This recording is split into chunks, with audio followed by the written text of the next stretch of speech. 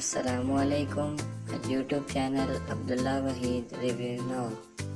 مزیدار پہیلیاں آپ کے لیے۔ وہ کیا ہے جسے آپ اندھیرے میں تو دیکھ سکتے ہیں لیکن روشنی میں نہیں؟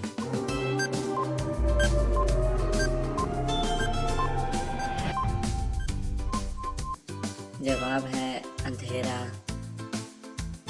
کیا آپ بتا سکتے ہیں کہ ہماری ناک کا سائز ہمارے جسم کے کس حصے سے برابر ہوتا ہے؟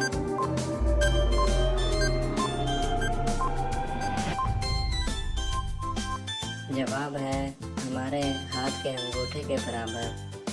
سوال، انسان کے دماغ میں کتنی ہڈیاں ہوتی ہیں؟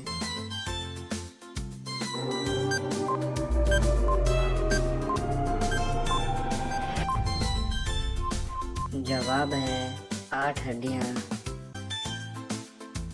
سوال، وہ کون سی چیز ہے جو دھونے سے گندی ہو جاتی ہے؟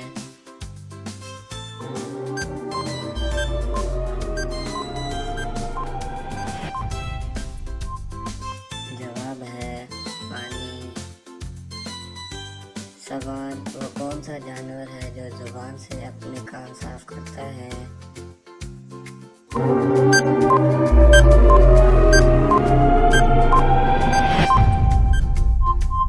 اس کا جواب کمنٹ میں لکھیے، دیکھتے ہیں کس کا جواب اچھا ہوگا۔